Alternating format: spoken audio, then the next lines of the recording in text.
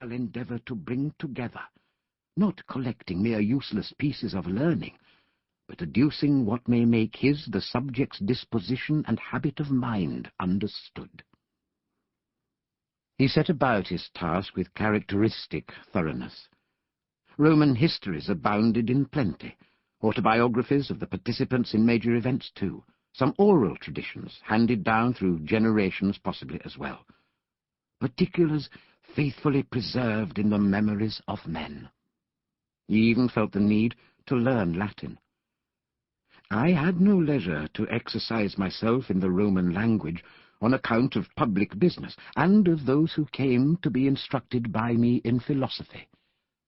It was very late, and in the decline of my age, before I applied myself to the reading of Latin authors. It was not so much by the knowledge of words that I came to the understanding of things, as by my experience of things I was enabled to follow the meaning of words. Plutarch is saying modestly that his understanding of the Roman tongue was more by instinct than industry. A working knowledge of Latin, however, gave him the opportunity to read some Roman histories in their original language. Plutarch begins his sequence of Roman lives with the very founding of Rome itself in the 8th century BC. Its early history was shrouded in myth, with the legend of Romulus, who was believed to be descended from the great Aeneas. By tradition, after Romulus, Rome was ruled by 6 kings, of whom Plutarch examines only Numa Pompilius, whose reign was a long and peaceful one, during which he instituted many religious rites and added January and February to the existing 10-month calendar. The succeeding regal period was marked by much warfare, during which the city of Rome enlarged its territory. But by 510 BC, the kings had been expelled, and an aristocratic republic established.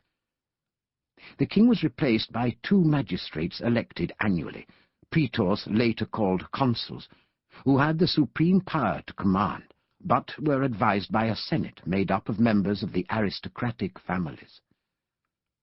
For the next 2 centuries there was a struggle between the 2 classes of Roman citizen, the elite patricians and the masses plebeians, for political power within the republic, while tribes from surrounding areas ravaged Roman territory. It is to this period, 493 BC, when the Volsci, a hill tribe of the Apennines, attacked Rome from the east, that Plutarch turns to study Coriolanus, who stands on the edge of legend, yet embodies the patrician arrogance and immovable pride that was so much a part of the aristocratic Romans' make-up. The internal struggle between the classes led to the plebeians creating their own magistrates, tribunes, and aediles, and assembly, known as Concilium Plebis. These differences were not resolved until 287 BC, when the patricians made major concessions to the plebeians, recognizing their assembly, and admitting them to offices both religious and temporal, formerly only held by patricians.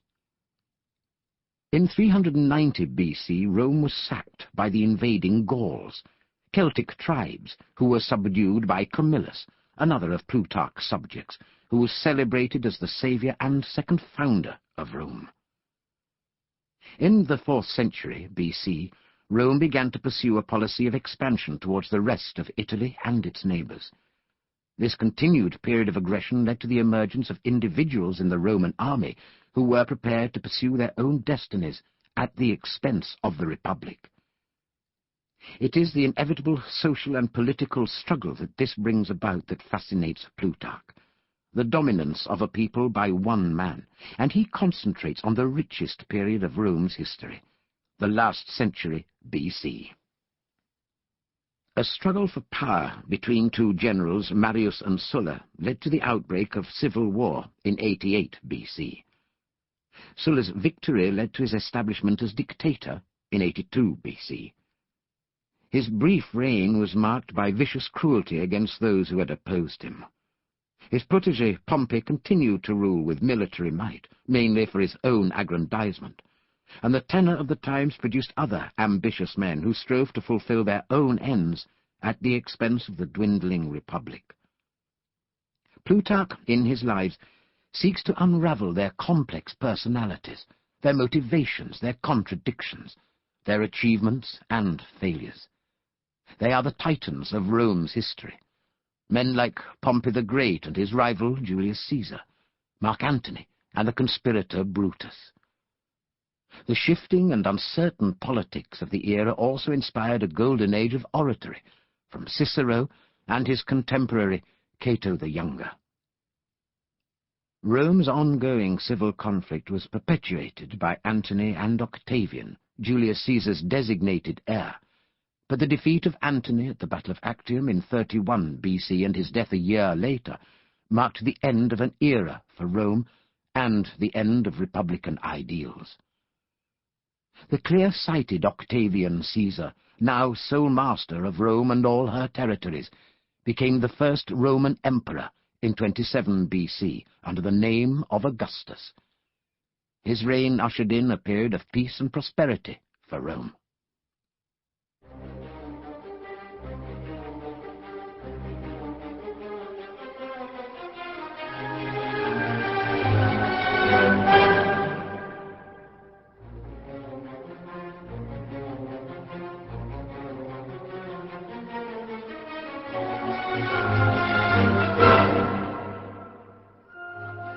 Caius Marcius Coriolanus, late 5th century BC.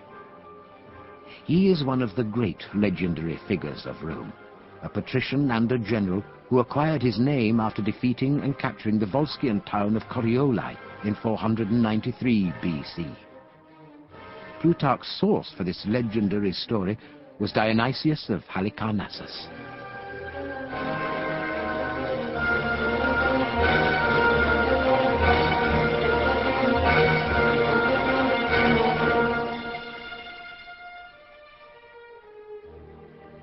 Caius Marcius, of whom I now write, being left an orphan and brought up under the widowhood of his mother, has shown us by experience that although the early loss of a father may be attended with other disadvantages, yet it can hinder none from being either virtuous or eminent in the world, and that it is no obstacle to true goodness and excellence. However, bad men may be pleased to lay the blame of their corruptions upon that misfortune, and the neglect of them in their minority. Nor is he less an evidence to the truth of their opinion, who conceive that a generous and worthy nature without proper discipline, like a rich soil without culture, is apt with its better fruits to produce also much that is bad and faulty. While the force and vigour of his soul and a persevering constancy in all he undertook led him successfully into many noble achievements, yet on the other side also, by indulging the vehemence of his passion, and through all obstinate reluctance to yield or accommodate his humours and sentiments to those of people about him, he rendered himself incapable of acting and associating with others. Those who saw with admiration how proof his nature was against all the softnesses of pleasure, the hardships of service, and the allurements of gain, while allowing to that universal firmness of his the respective names of temperance, fortitude, and justice, yet in the life of the citizen and the statesman could not choose but be disgusted at the severity and ruggedness of his deportment, and with his overbearing, haughty, and imperious temper. Those were times at Rome in which the kind of worth was most esteemed which displayed itself in military achievements. Marcius, having a more passionate inclination than any of that age for feats of war, began at once, from his very childhood, to handle arms.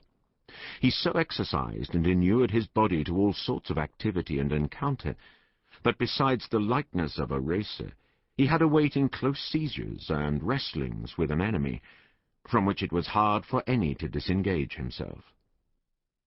The first time he went out to the wars, being yet a stripling, was when Tarquinius Superbus, who had been king of Rome and was afterwards expelled, after many unsuccessful attempts, now entered upon his last effort, and proceeded to hazard all, as it were, upon a single throw. A great number of the Latins and other people of Italy joined their forces, and were marching with him toward the city to procure his restoration.